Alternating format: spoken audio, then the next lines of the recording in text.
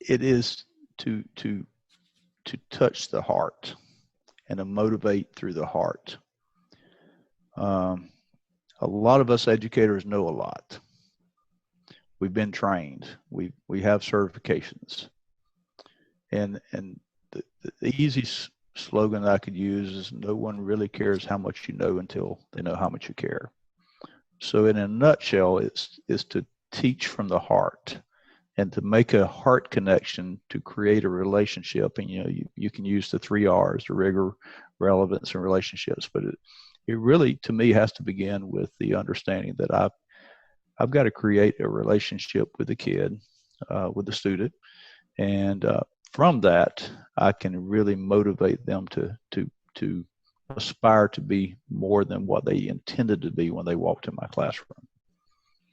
Well, that's great. So how does that look? How does it look as far as in the classroom? How can I create this relationship, build this relationship with my student to have a greater impact in their lives? For me, it was not sitting behind the desk. To me, it was coming out from behind the desk. And every kid is every student's a little different. Some come in with that eagerness to learn, with that eagerness to gain some skill sets that you're going to offer in your classroom. They come in with the career aspiration of being engaged in agriculture. Others do not, and sometimes it's asking questions. It's maybe giving some encouragement. It may be giving some inclination as to what opportunities are available. For me, it was the Mike Tanner when he said, "James, have you ever considered running for an FFA office?" I had probably heard of the FFA reporter, but I'd never been inspired or been patted on the back or pushed or encouraged a little bit to go that route. So sometimes for some students, it's just that, let's think about this and let's push you into this arena, because I've heard you say, because I've listened to you, that you have some interest in forestry, you have some interest in agricultural mechanics, and therefore it's a little push, it's a little shove, it's a little encouragement, pat on the back, but it's just speaking words of inspiration into students individually.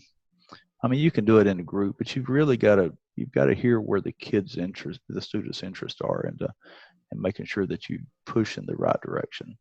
And the beautiful thing about FFA is the broadness, the scope of the career opportunities that we have to offer. In the area of proficiencies, which is a individual application process, award process, there's over 50 different areas that students can be engaged in. In competitions, there's 15 to 20 different areas of competition, everything from that forestry to horse judging to livestock judging to communications to marketing. So there's just this big array of opportunities, and regardless of whether the kid absolutely intends to go into agriculture, there's some areas that can influence and make a difference in their life if they take on those, and if they have an interest in those areas. So the broadness of opportunities, the individual push, a little tug that you may have to, and some you may have to tug a little harder. And that's the fun part of being an ag teacher, is having that model in front of you to help engage students. That's incredible, because I was also looking into FFA about the leadership opportunities as well, that the students are learning how to lead